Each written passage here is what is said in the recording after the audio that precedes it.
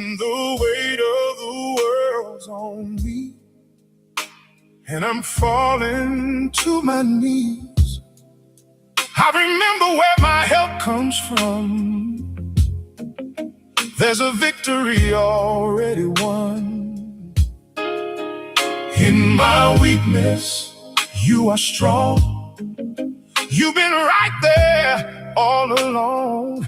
All I gotta do is call, and I feel you break my fall.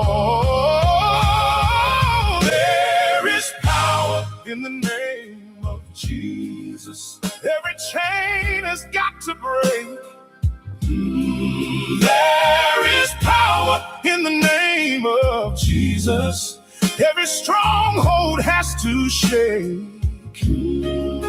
When I call, mountains move. There's nothing that you can't do. I believe it just the same. There is power in your name. I've seen darkness turn to light. Seen you in my battles fight. Every time I felt alone, you reminded me I'm not on my own. Every burden, every fear disappears when you are near. Just one word and I'm made whole. You bring healing to my soul.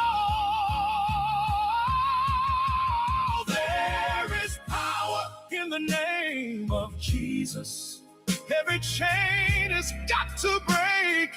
Oh, there is power in the name of Jesus. Every stronghold has to shake. When I call, mountains move. There's nothing that you can't do. I believe it just the same.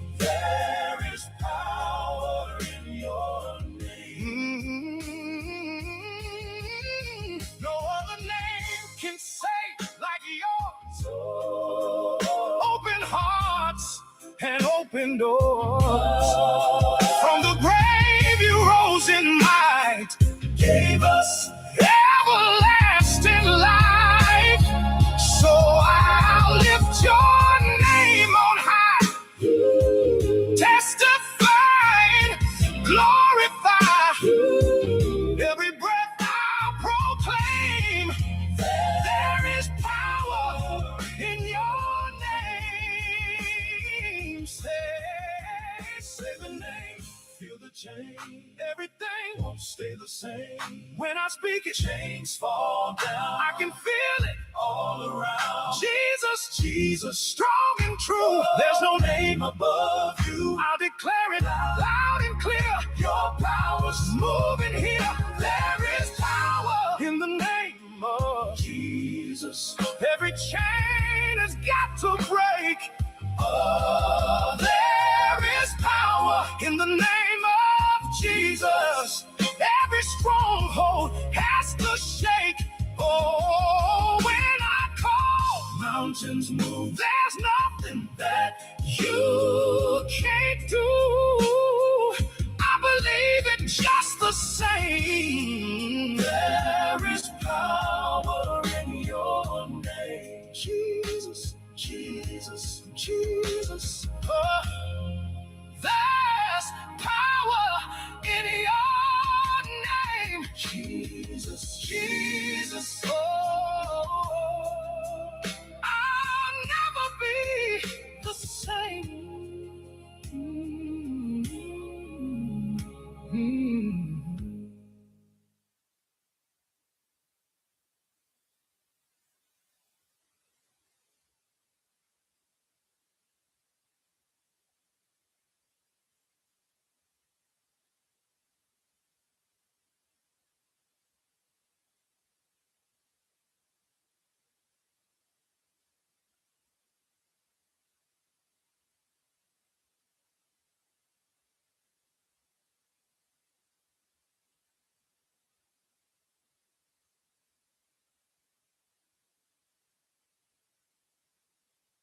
blessing me, Lord.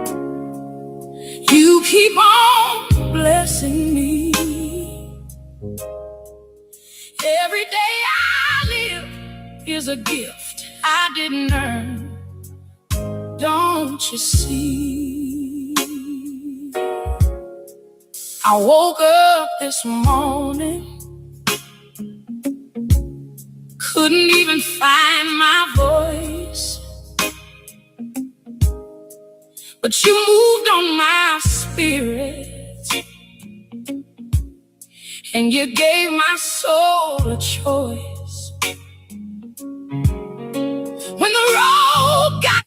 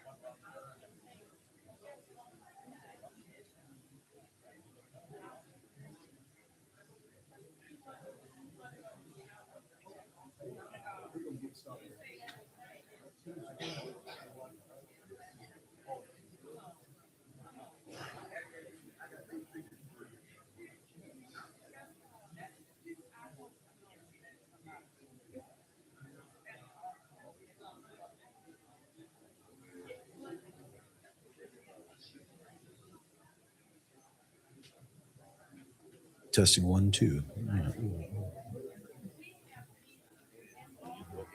Waiting on the commissioner here. Go get you.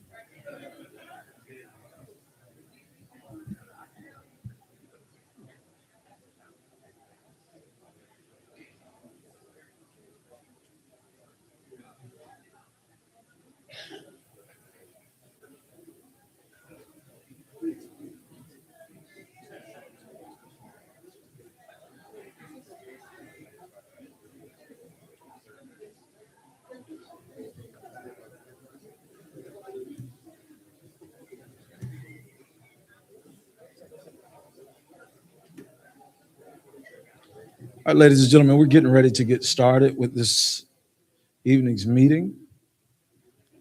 Thank you all so much for attending the East Gainesville listening session. First, I just want to thank all of the neighbors for responding to calls. We're here today out of growing concerns, comments, calls to elected officials, calls to our neighbors, and we're here to listen. We're here to hear ideas. We're here to give some updates. So again, thank you for coming out tonight, but we cannot commence this evening without giving honor to the angel of this house and the one who hosted this meeting for us tonight. Ladies and gentlemen, let's give it up for Reverend Tyrone Blue. Pastor Blue, if you would come and lead us in a prayer and have some opening comments. It must be fitting to lead in prayer and hope that God leads us through this venture. Good evening. If you would bow your heads for a moment of prayer. God, thank you tonight for this gathering. And we pray that even though we come for city and county business, that God, it be conducted in a manner that's decent and in order. And even through this meeting tonight, that you would get glory out of what transpires tonight. We pray for honesty and transparency. And we pray, God, that you'll move on the midst of the hearts of those you need to move on for the proper action to be taken. It's in your precious name that we pray. Amen. Amen. Just like to say welcome to each of you. Some quick housekeeping. If you are in need of restrooms, there are restrooms in the foyer area and in this area if you need to use the restroom. We hope that you're accommodated well. The air is down and cooling down. And so we just pray tonight for a productive and very informative meeting. And again, we say welcome.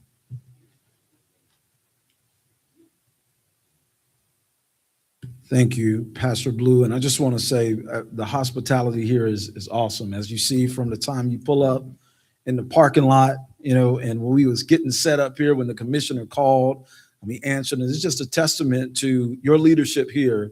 And all that put their hands to the plow is a reflection of your leadership. So thank you again, Pastor. Let's give another round of applause.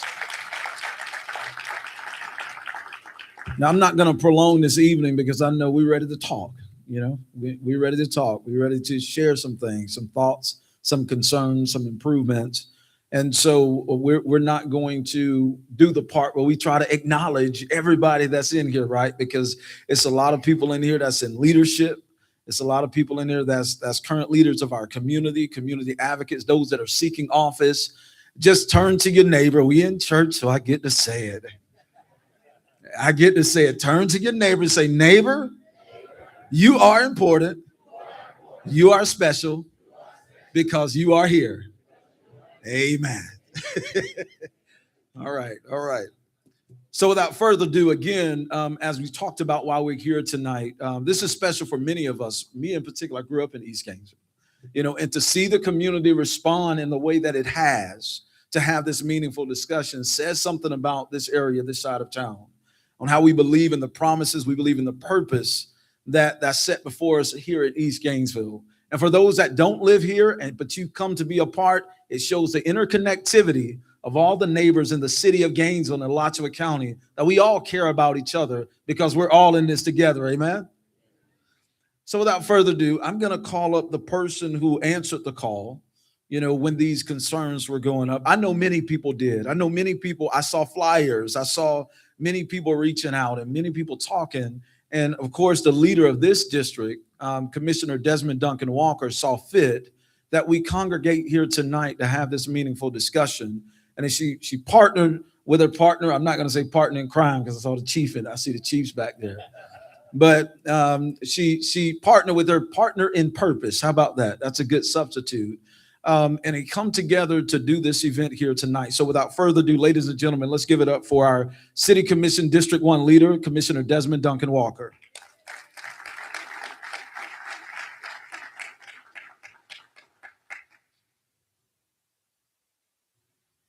East Gainesville, how we feeling tonight? How we feeling tonight, East Gainesville?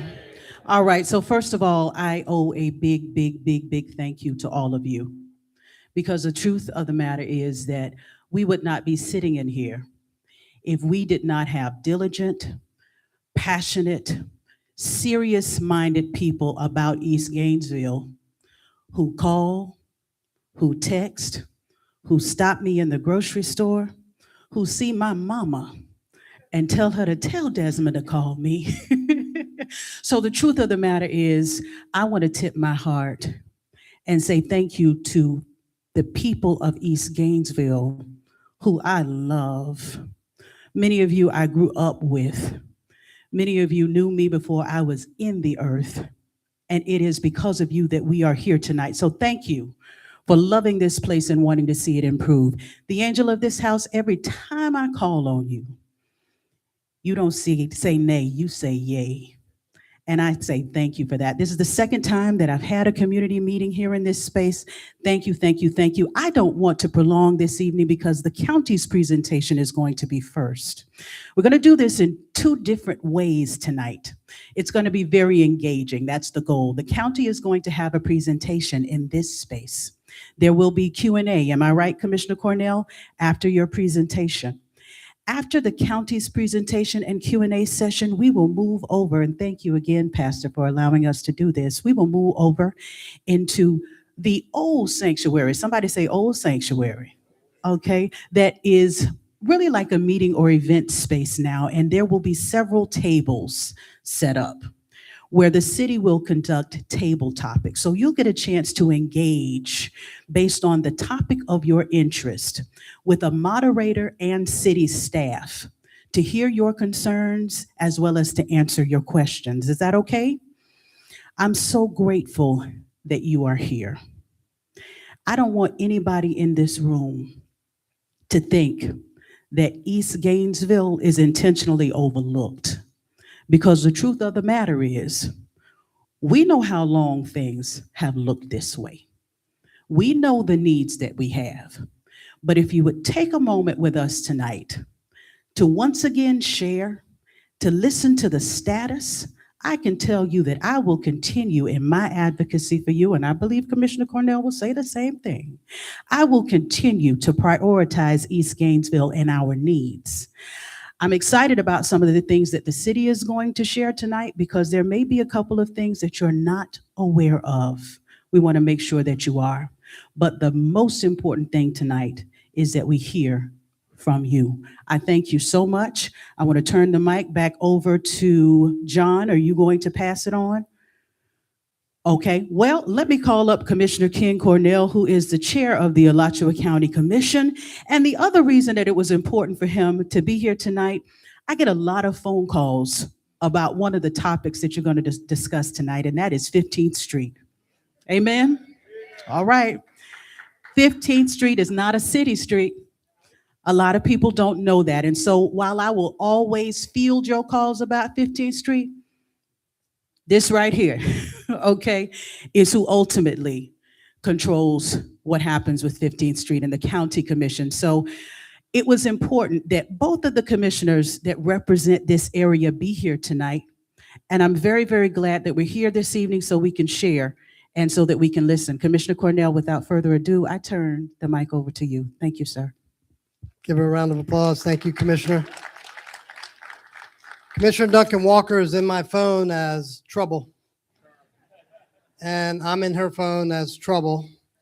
And because we like to spread good trouble. And so when she gets the call, I normally get the call.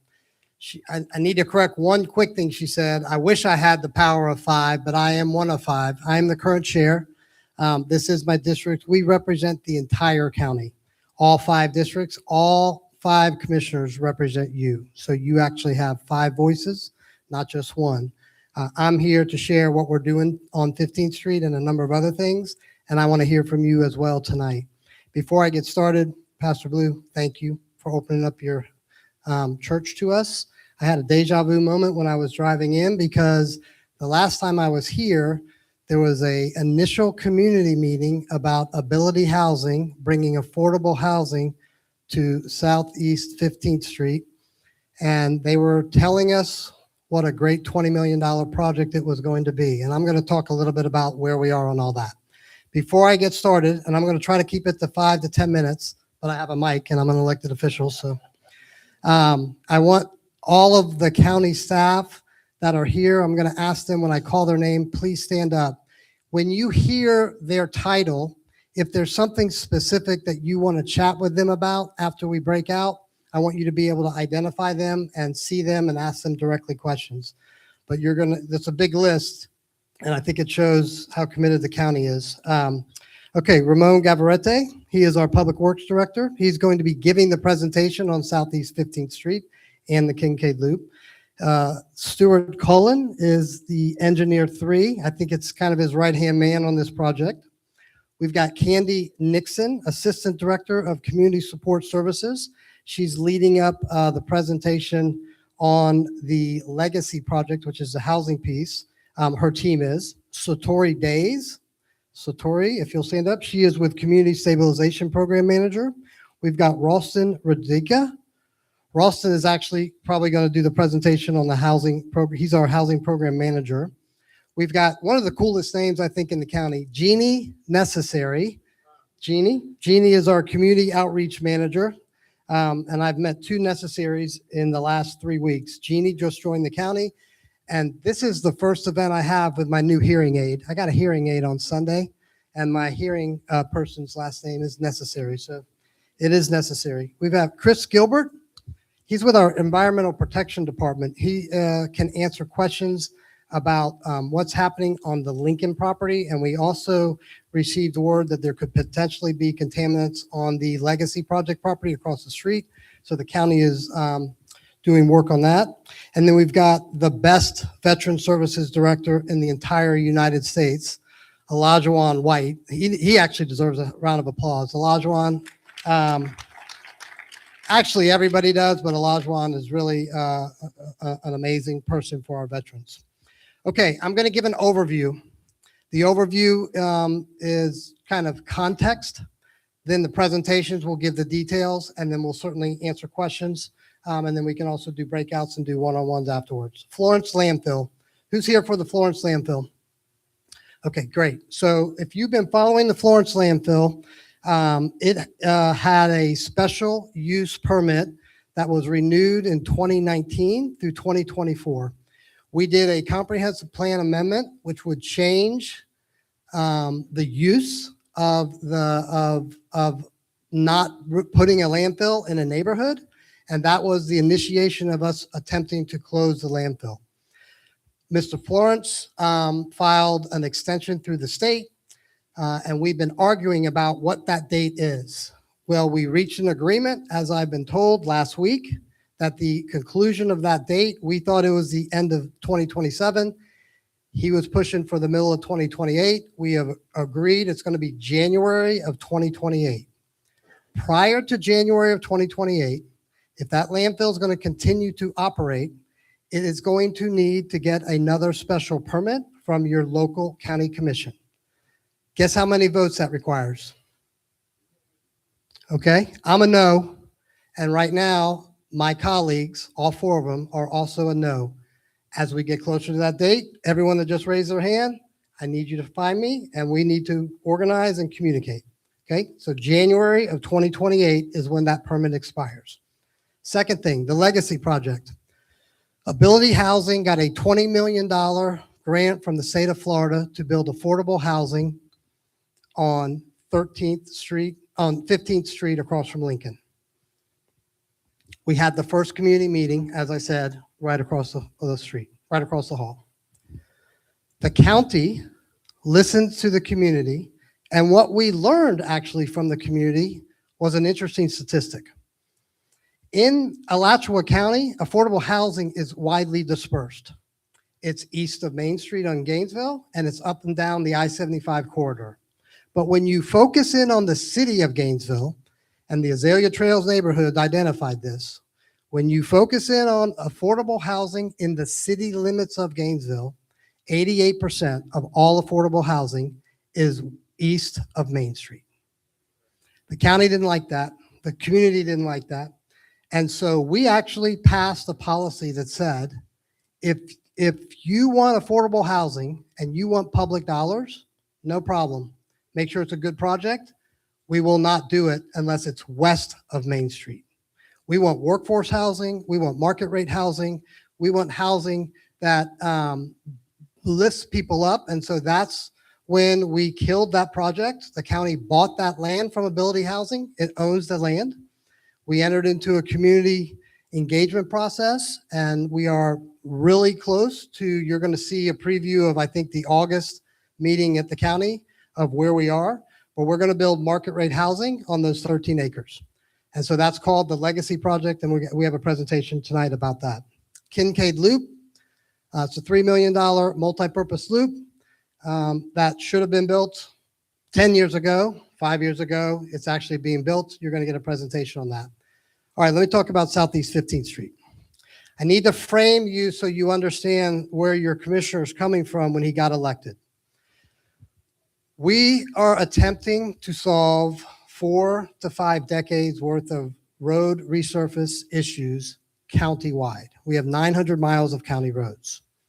When I got elected on the commission in 2014, we were spending approximately $10 million for the county public works budget. That's all the money we had. That's basically from our gas tax. Very little general fund money. That is what funds the people that fill the potholes. Literally, the county for many decades was only funding and only had the funding source to fill potholes, not resurface roads, not do new roads.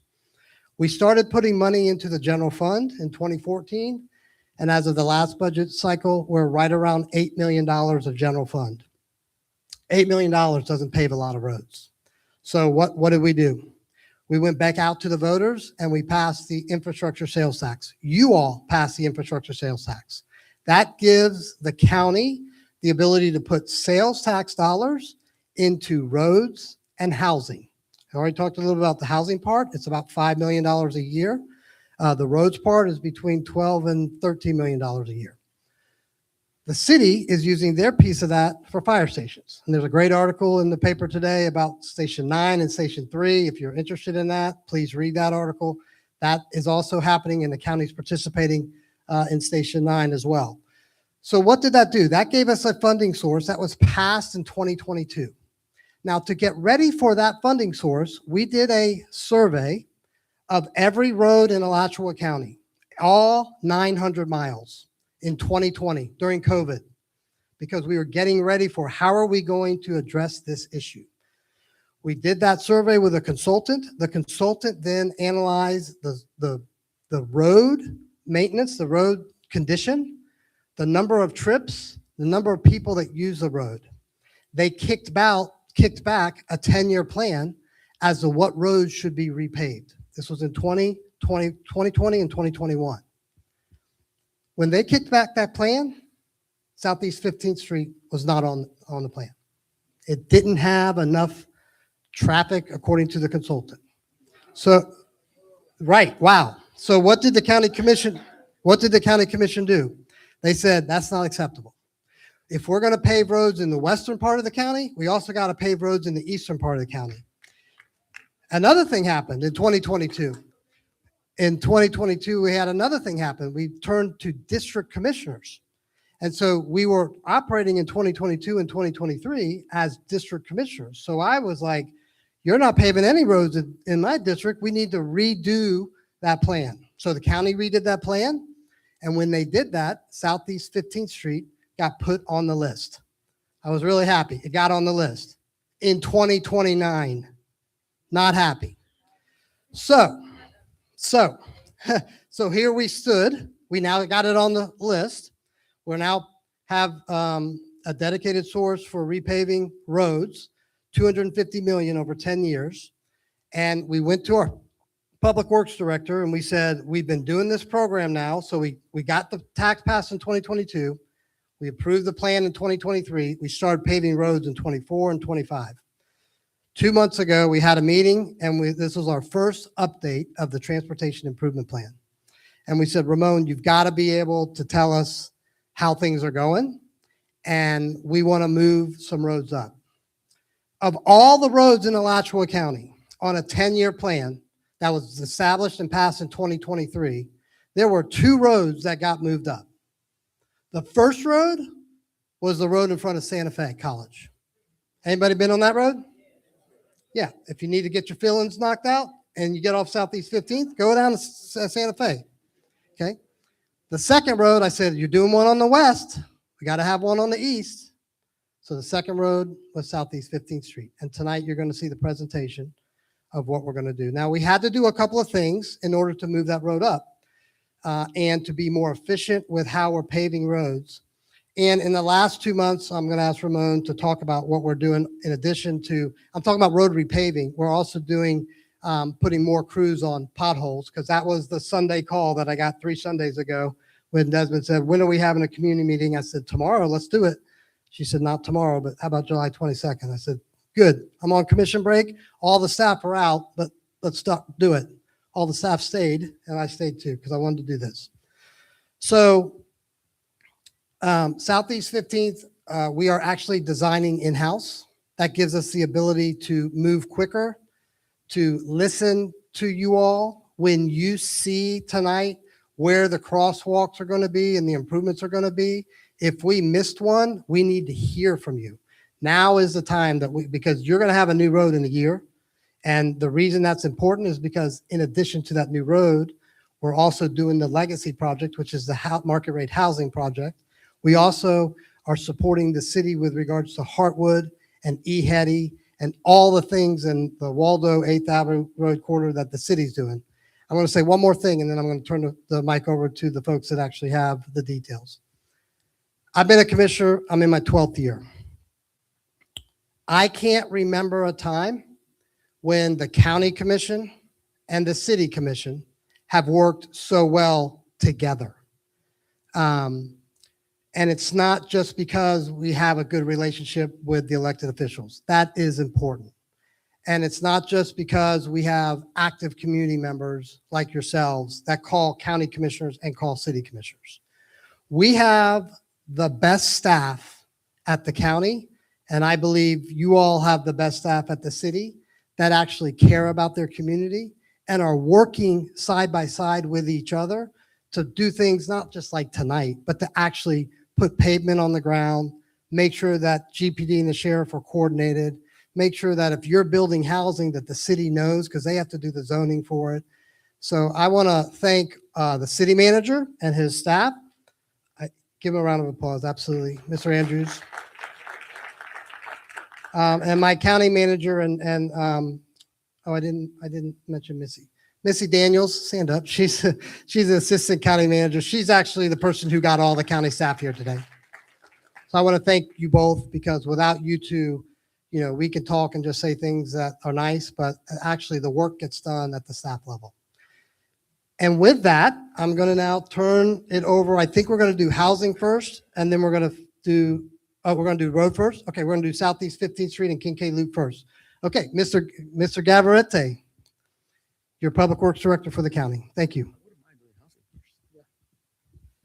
Good evening, folks. Thank you for having us here today. I've been in this church twice now, in my 10 years that I've been here. And actually, I was in the previous church. The previous 2 times is the first time I'm here. But it's a beautiful building.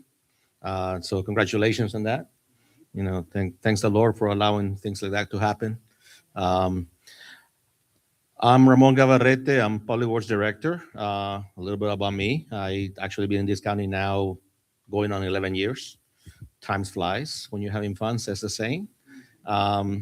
So when I first got here, I remember being confirmed in one board meeting in 2016, and Commissioner Cornell announced that they were going to start spending a whopping $1 million a year on road projects. And I remember leaning over to Jim Harriet, who was the deputy county manager at the time, and said, "I can go do one turning lane." But we have come a long way now. With the voters passing the surtax in 2022, it has allowed us now to have a multi-year capital program for roadway projects.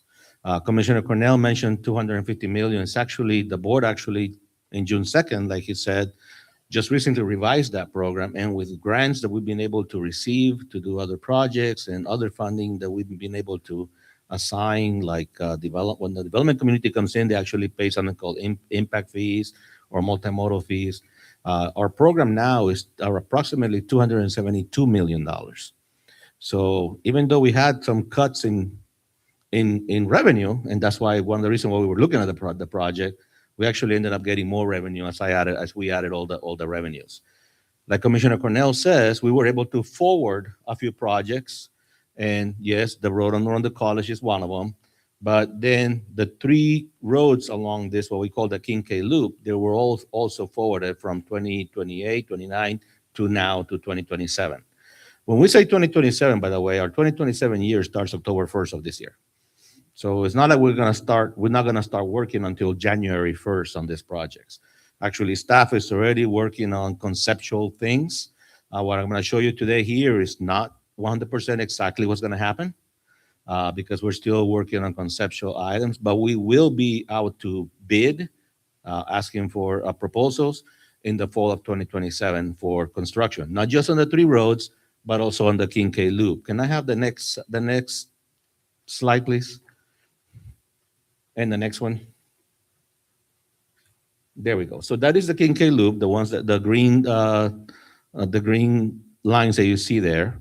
And it goes on Southeast 15th, goes from the State Road, goes towards Southeast 41st, then it goes towards Southeast 27th. Actually, there's a weird intersection there called Southeast 39th Place. That's the actual limit there, but I want to say Southeast 27 because it's one of the major ones there. So all those roads are going to be done let out in 2027 to be constructed. The total budget between the multi-use path and the roadways is slightly over $6 million. So that's in the budget already. That's already in the program. And, we have schools along Southeast 15th. There's a lot of concerns about the children crossing the roadways.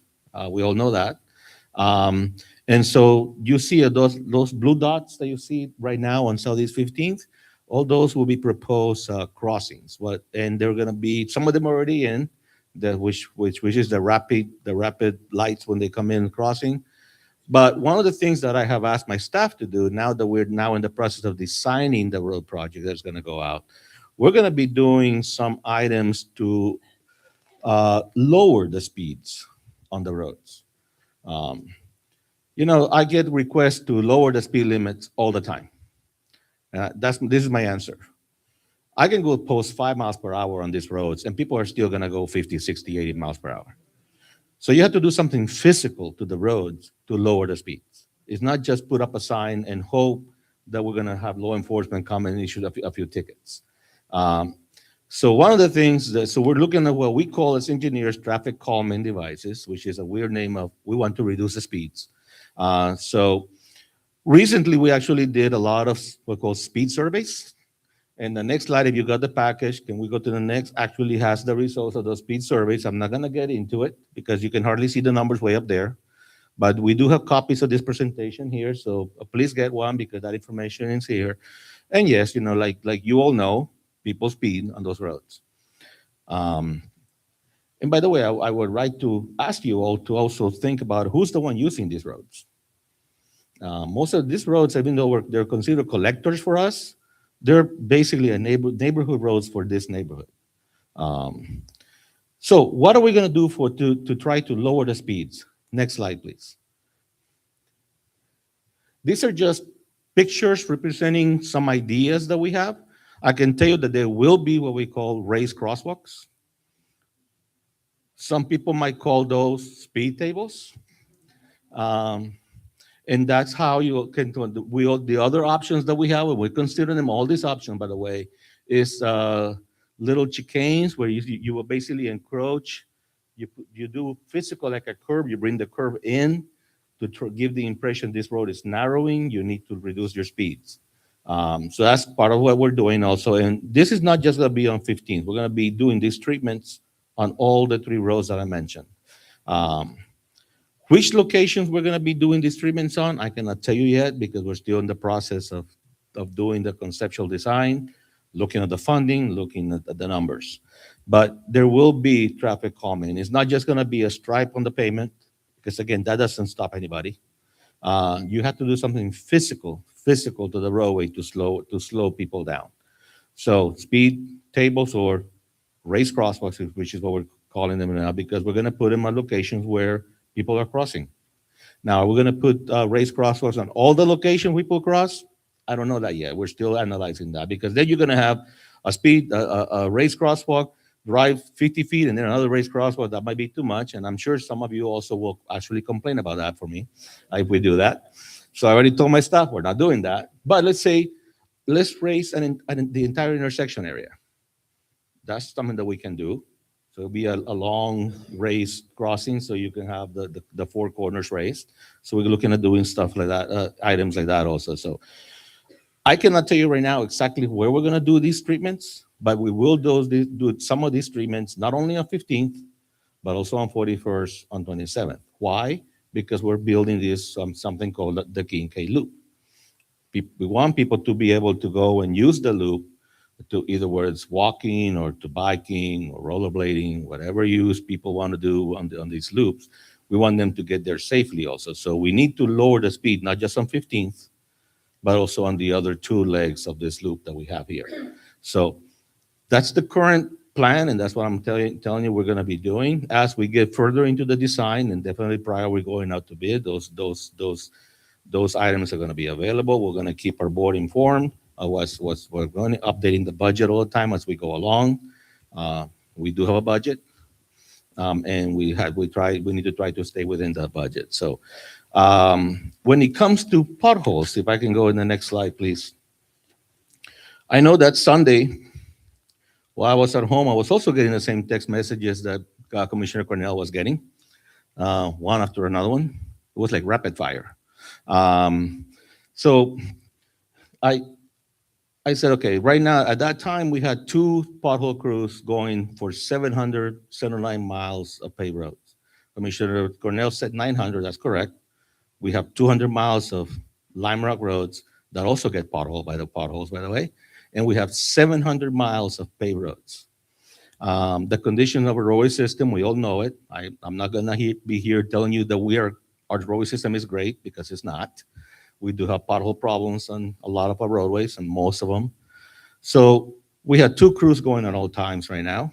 At that time, today, actually, last week, I believe on Wednesday or Thursday, we put the 3rd crew to work. Now we have 2 pothole trailers plus the patching truck working. And as soon as my other trailer gets repaired, it's somewhere down in Miami right now getting repaired. Unfortunately, it got burnt out a few weeks ago. When that, we're gonna have 4 crews going at all times. So we're gonna double the number of crews that are gonna be out there doing potholes. My staff has also been get the direction by me that when we go do one road, we need to do the entire road. Now, part of the problem with that, and I will just tell you all, is that will delay the response then in the next road, most likely.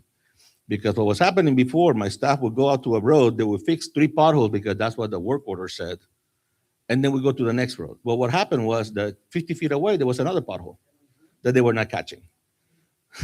So I told my staff, I said, listen, we're gonna do the whole road now. If it takes us 3 days to be on one road or one whole week, that's what it's gonna be. But that's also why we're adding the additional pothole crews. I know my crews have been on Southeast 15th already recently, and last week they were here again. Well, coming in right now, I saw 3 more potholes. Um, so I already called our road and bridge, our operations manager, and they should be, Lord willing, they'll be here tomorrow to do those. Um, and I wish I could tell you we're not gonna have more potholes. Unfortunately, I cannot tell you that. What I can tell you is that we will have more potholes. I also can tell you that my staff is gonna try to respond as fast and as efficient as they can. Keep in mind, we have 700 centerline miles to maintain. And now currently we have 3 crews. We're going to have 4 crews.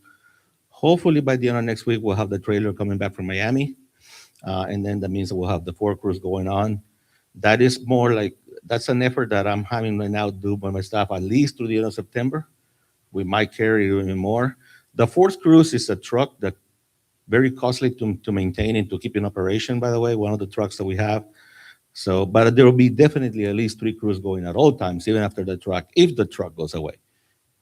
If we continue to have this problem, I'm going to keep that truck in service as long as I can, and as long as my fleet manager tells me I can keep repairing it. But that's the plan right now for the potholes. So, the next slide has some pictures, and I just wanted to talk a little bit about this because you do have some of these issues also on these roads.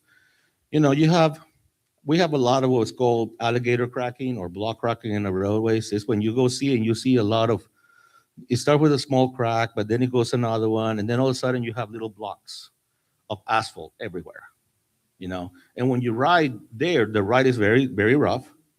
We all travel those roads. And that's called, at the end, when it gets worse, it's called block cracking. Then you have rain and you have the sun beating on it. And as people speed through those sections, those little blocks of asphalt come up. Okay? They first become scabs. It's very hard to repair a scab, and then become the potholes. So you see the pictures there, of potholes, scabs, and also the alligator cracking. So I just want you all to see the difference. My staff currently is being told, go prepare the pothole. To be able to repair the block cracking and the alligator cracking, you have to do a milling and resurfacing project. And which is going to be part of the improvements that we're going to be doing on 15th, 47th, and 27th, out to be the fall of 27. So, I want you all to understand that, yes, my staff is going to be doing potholes. Unfortunately, we cannot repair the block cracking or the alligator cracking, because for that, I need to come in and basically do a milling and resurfacing of those sections of the roadway. We have another program that started also this year because my board had authorized us the funding to do this. And we are doing what we call strip milling and resurfacing in some roads, where we have like 500 feet of very bad block cracking, but it's located just, let's say, on the wheel path on the right side. And we are beginning to do that right now. It's quite frankly, we started experimenting. I think it's working. And we've done what we call the last mile on Southwest 75th already. We're doing 241 Southwest 70th. There's other roads on this side that we're going to do it. But we're trying to do that effort on roadways that are not in the program right now. Because, at least these 3 roads that we've been talking about today are in the program. And that's very good. They're on the program, and they'll be done, again, out to bid next in the fall of 2027. If we can do it earlier than that, we will. But again, we have a program. We have a lot of projects. Like Commissioner Cornell said, all these projects are being done in-house because if I start paying consultants, I'm going to run out of money very fast. So we're trying to do as much as this design in-house. And we have actually very good bids when it comes to roadways, especially lately. So I'm hoping that we can be under construction sometime around, I'm going to say aggressive, November, December of 2027. And that will be put everything together. The loop and the roadways are going to be done in one bid. So that's the plan right now for these 3 roadways. I know there's probably other questions all over the county, but where's Commissioner Cornell? Are we doing Q&A right now or later? Okay, so housing first in the Q&A. Who's doing housing? All right.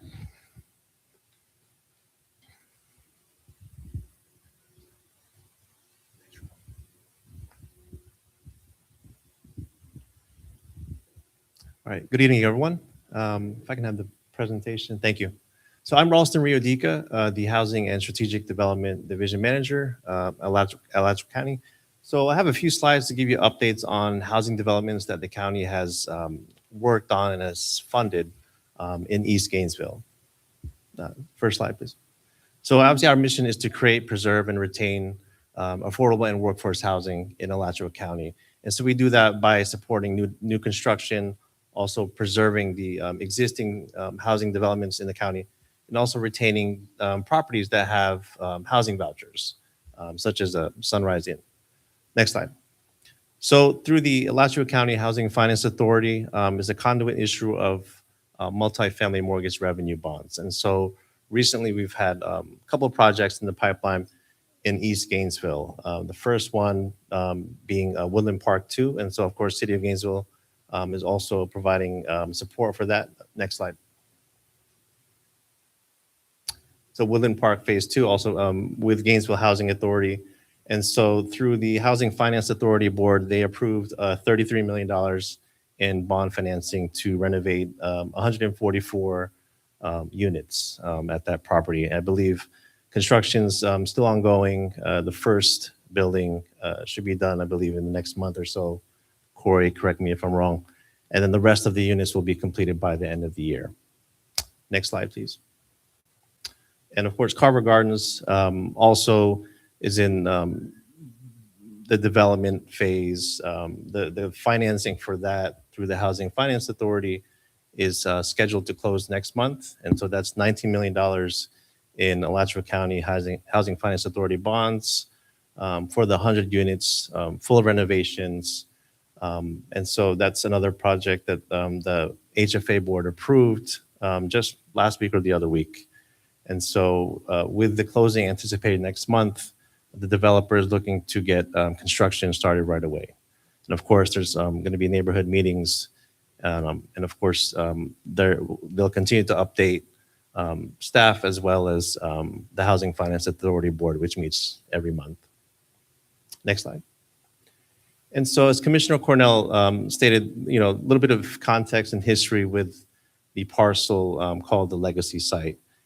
So in August 2023, we did have, after the Ability Housing development did not proceed, they directed staff to have these community meetings to involve a lot of community groups, Gainesville, CRA, to really work collaboratively with the city. And so that's what the county has been doing the past couple of years. Next slide, please. And so as you all know, this is the site map where the parcel is located, just down the road. And so it's approximately 13 acres with 2 parcels, right?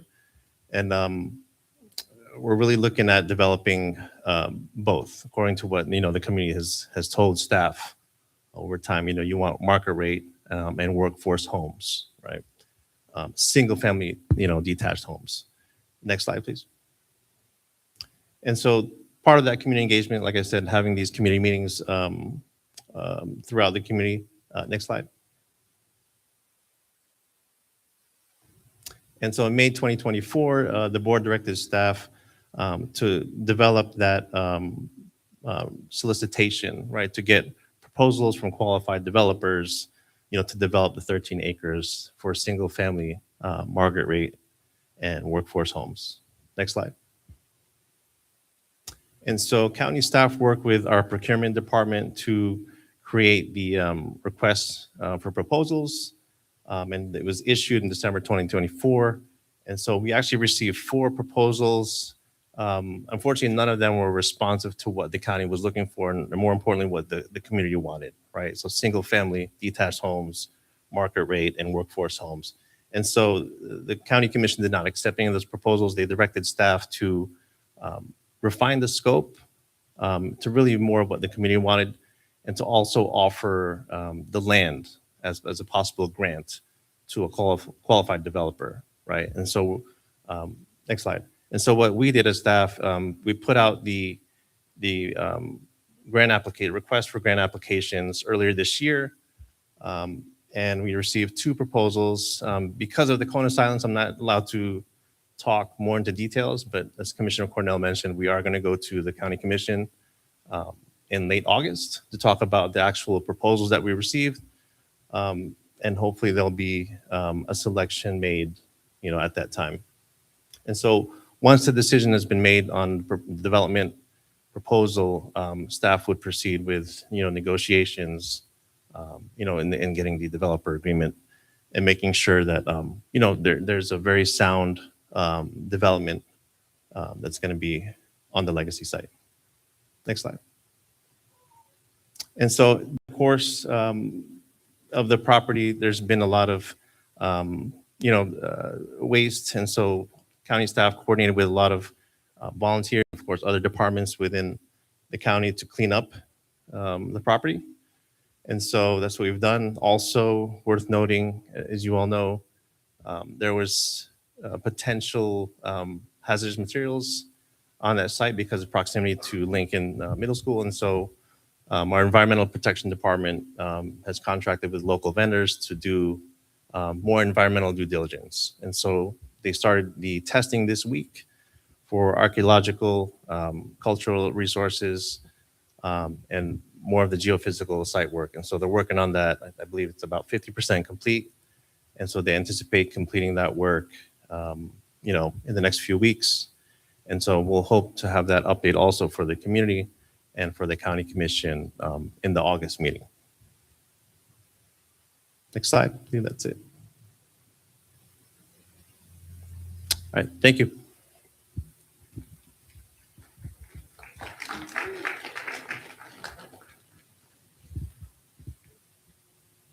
Thank you, Ralston. So leave it to the county to take all of the city's time. And so I said to John, can we take a couple of questions? And he gave me 5 minutes or maybe 4. But are there questions that I can answer to the group? And then I can certainly answer one-on-one questions. Yeah, go ahead.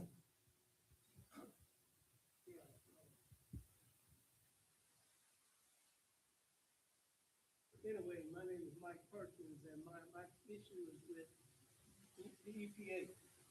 Because, a lot of land out here has been used for dumping. So we talk about construction, housing, all of those things. Are there going to be some efforts to make sure that all of the dumping land that's been used for dumping is cleaned up and making sure that it's environmentally safe to build in these areas before we start into that building? Yeah. And then part 2, before I leave, has to do with the road. When you were saying we had the scabs, we had the alligator cracking, we had the block cracking, and then we got the potholes. Seems like the road just needs to be resurfaced instead of patch. And so I don't see how it makes economical sense to doing all of this hole filling when it's clear that the road really needs to be redone. So tell me, where's the logic in doing it that way, and the money? If you're going to do it that way, where's the money going to come from to get it done right the first time? So thank you, Mr. Perkins, for that question. So on the EPD question, the answer to your question is yes. That is why we have Chris here. And that actually came up because of the Lincoln issue. We had a community member say there could potentially be.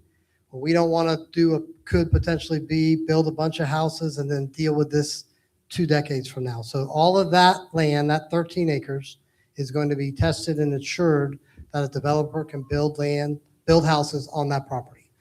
With regards to your second question, if I could repave that road tomorrow, I would do it. But again, it was scheduled for 2029, and it's going to take time to design it.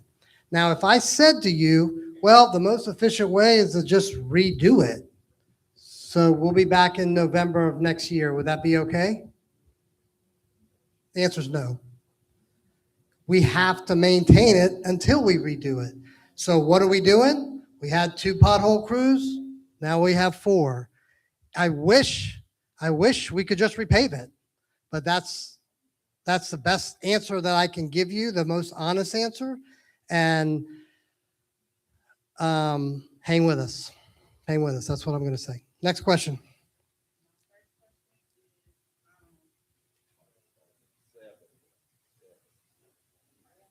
Mike 7. My question is, with the Kincaid Loop and the options that you all have for the road, are we gonna have any input on what's gonna be put there? Is it gonna be raised crosswalks or the chicane or whatever it is, roundabout? Are we gonna have options to choose what we want over here? Ramon?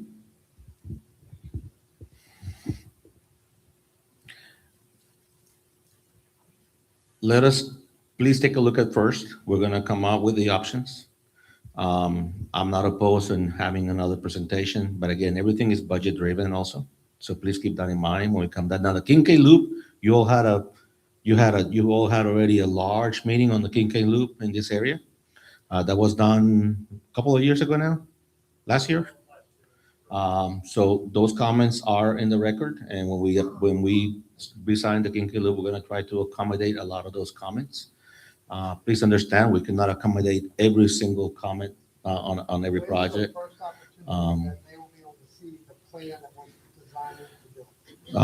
Most likely, that would be maybe right now we are already in the summer months. So most likely come in the spring of next year, we'll have a little bit more that we can show.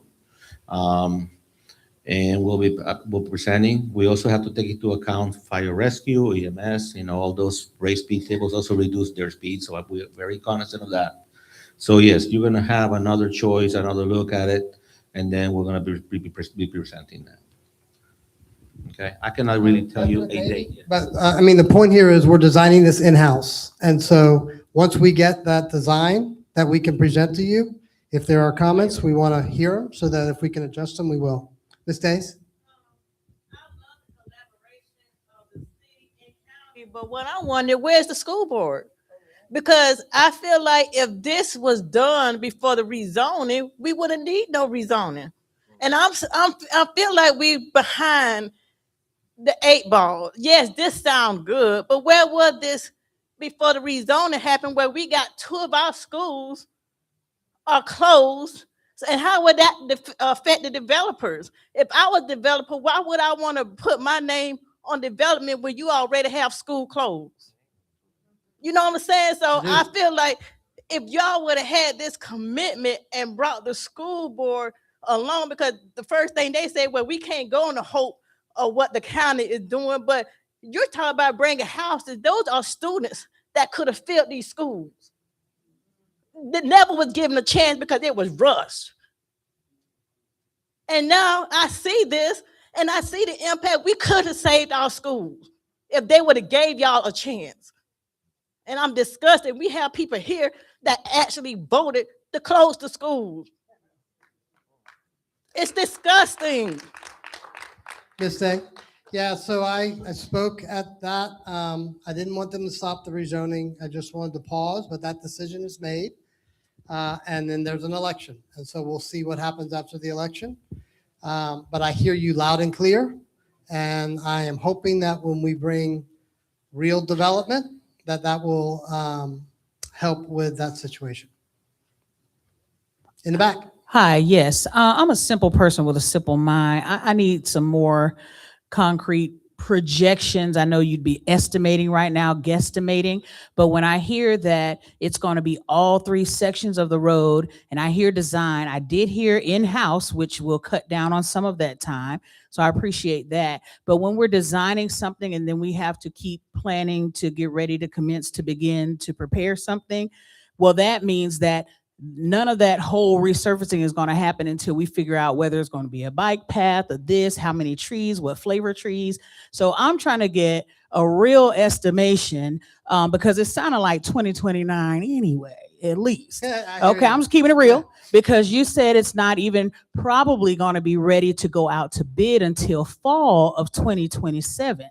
And that means that's when you're going to start shopping. And then you got that, let's see who's going to do it the best and the cheapest. So that's time. So it feels like 2029 anyhow. So I'm just looking for some projections. I know we don't have anything concrete right now because we're still trying to figure out what kind of speed hump, but I'm looking for some real timeline to anticipate because then maybe we can get behind the pothole filling, the sandblasting and all of that stuff. In the meantime, I'm looking for something projected that's a little more realistic, so we're not thinking it's really sooner when it's going to be about the same.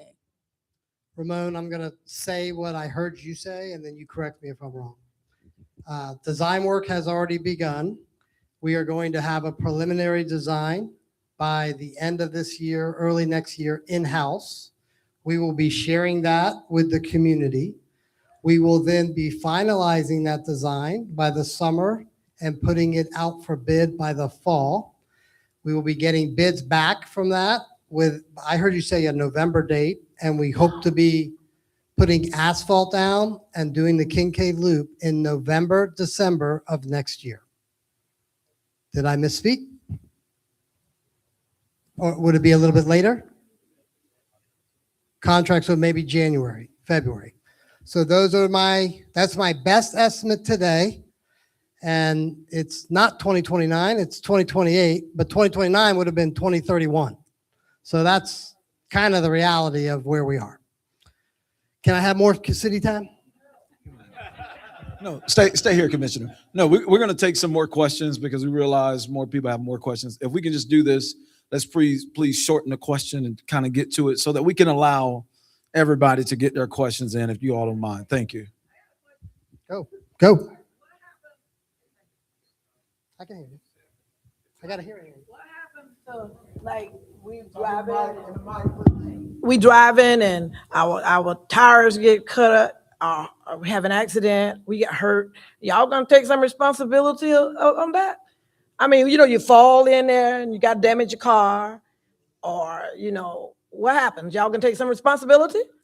So I'm going to defer this one to Ramon because I do know that there is a program where you can submit damage and the county evaluates it. And if in fact it's because of the road, then yes, you can file a claim. Yes, you can actually submit a claim through a risk management department. I'm going to leave a little bit of cards on this table. I cannot tell you exactly what number to call right now or what email, but I can get that to you if you send me an email. My email is on my card. Or you can just send me an email and then I'll forward it to risk management. When it comes, and by the way, we have paid some claims on that road, on those roads already. As far as regular reporting, I forgot to tell you guys, rbmaintenance@alachuacounty.gov. If you have any issue with road maintenance, not just on these roads here, but all over the county, rbmaintenance@alachuacounty.gov, and that goes directly to our operations department. Okay. RB maintenance at alachuacounty.gov, right there.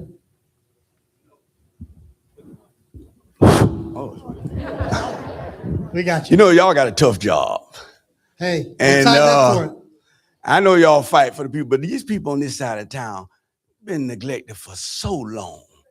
We getting all the backlash and we seeing all the good stuff happening somewhere else. We need some help here. We don't want you to come here every time voting time come to hit up in our pulpits and tell us all these good stories and how much you love God and this, that. If you love God, you're going to show it. You ain't going to talk it. And I mean, we got these roads out here, potholes are not working. You fill them 1 week, the next week they gone. You put a big, nice trail out there, right over, not far. But all this money can be brought in if y'all really fight for these people. Most of y'all came from this side of town. You left. Look back. They waiting on y'all. Everybody can't do what y'all do. So you have to lift them up and stop just telling us things just to get by.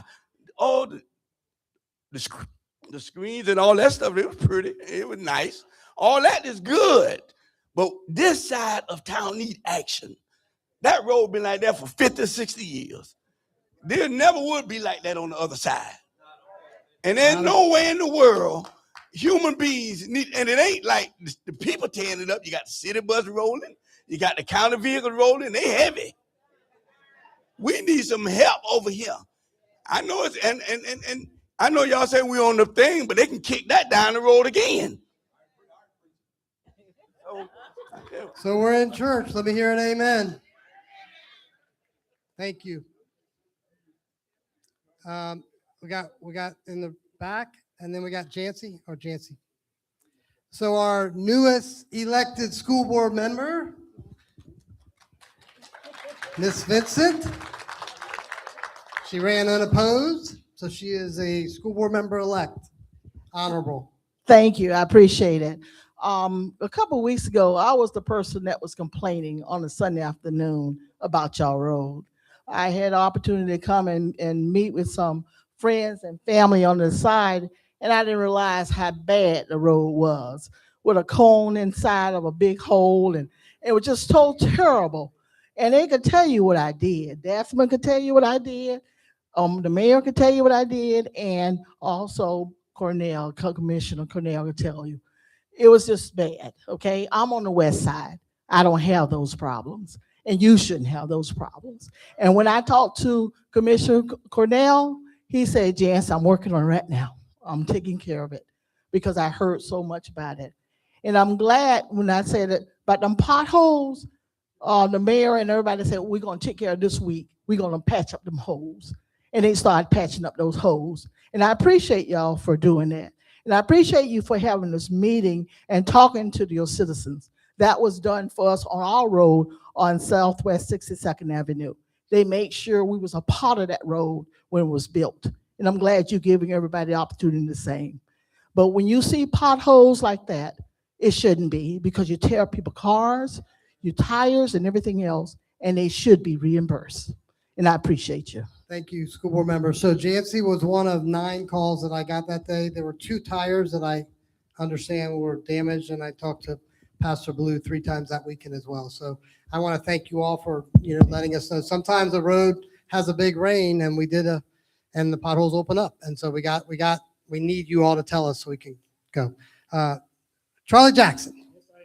How are you, sir? Good to see you. Good to see you.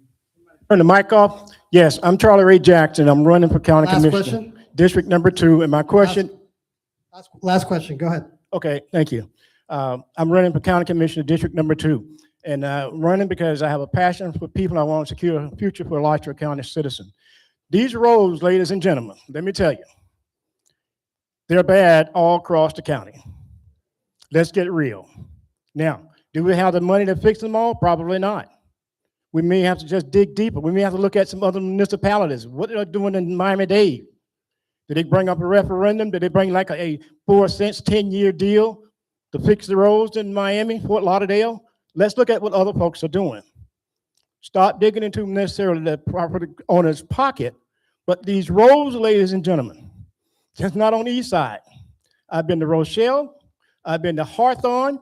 I've been to Alachua. Charlie, I I've need been a to Santa question. Fe. We're going to do a campaign after. Give me your question.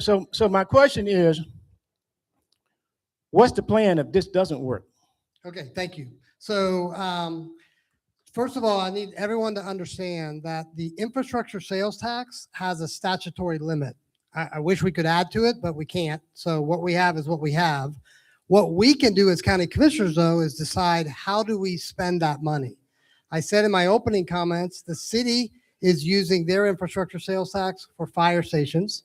The county is using our infrastructure sales tax for roads and for housing. So right now, 70% of every half cent goes to roads, 30% of every half cent goes to housing.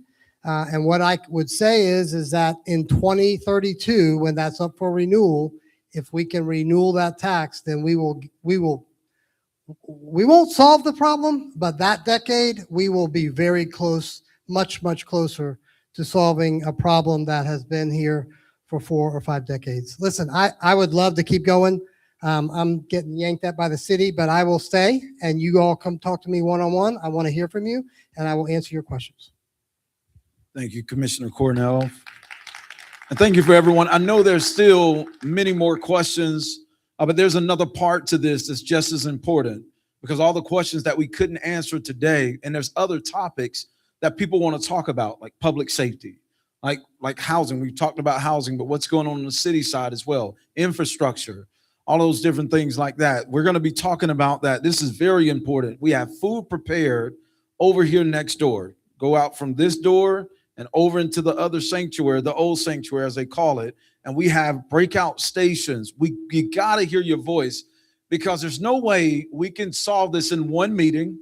There's no way we can get down to the root of everything here, but you do have some city leaders and elected officials that are willing to come back. I got some feedback here. I'm sorry. That are willing to come back and have another meeting. They're already planning what's the follow-up accountability meeting, right? And I know we've heard from many people talk about, we want tangible results, right? We want, I went too loud. Okay, I'm back in there, right? Okay, well, we want some tangible results. So that's why this next portion is extremely important.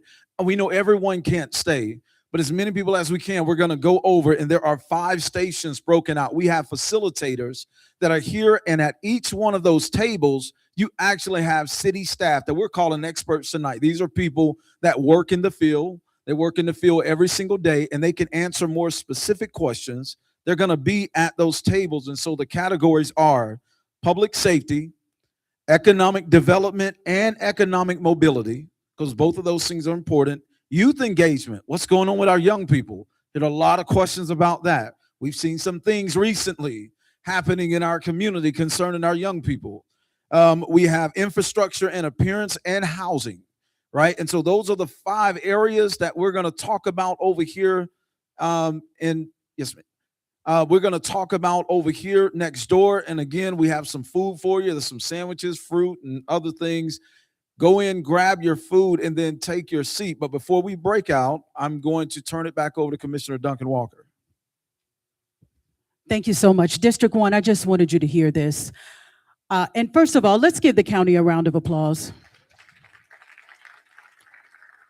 Very grateful to hear their responses and to hear staff and Commissioner Ken Cornell listening.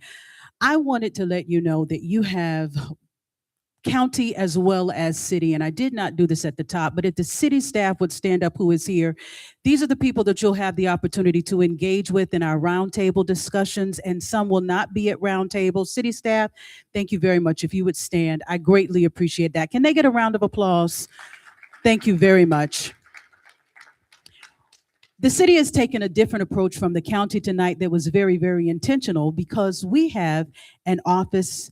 Thank you. You're going to stay for questions? Thank you very much. Commissioner Cornell is going to stick around for questions in here while we move over for refreshments in part 2. But Commissioner Cornell, please come over for refreshments as well, because we want to make sure everybody has the opportunity to take part in part 2 over in the other room.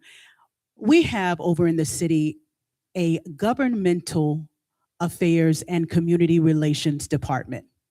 And one of the reasons that I intentionally took a back seat tonight and did not get up and facilitate and lead is because we have this brand new office that does that. And so the 2 individuals that lead that office are John Alexander and Mike Powell. If they would stand up where they are. John's been up here all night. Mike Powell is floating somewhere. He may have already gone over into the next room. But what you will see with a lot of upcoming city events is these 2 individuals leading the charge. So when they call, when they say there is a community meeting, please come out. It'll be them assembling you, okay? Thank you so much, John. Thank you very much, Mike. I just wanted to make sure that we gave everybody an idea of who you are in your space, why you're facilitating this tonight, and just, we're grateful for you. So I'm going to turn the mic back over to you so we can orderly head over into the next section. Intentionally, these topics were picked. I said to John, these are the things that I want to focus on in this meeting. He has told you this is not the last time we will come together. As a matter of fact, when we go over into the next space, you will have the opportunity to tell us what you want to talk about at the next meeting. Okay? Thank you, John. And so, yeah, like I stated before, we're going to head out and go. If you are a department director, or you're going to be stationed at one of those stations, you can get up and go ahead and head to your tables now. Everyone else will go out the front door and out the other front door. The last thing I will say is you don't have to sit at one table for the whole time. Feel free to get up and move around, and there's going to be cards there. So if there's other questions you have, write them down and leave them at the table. But we will see everyone over next door, those who can stay, and get some food.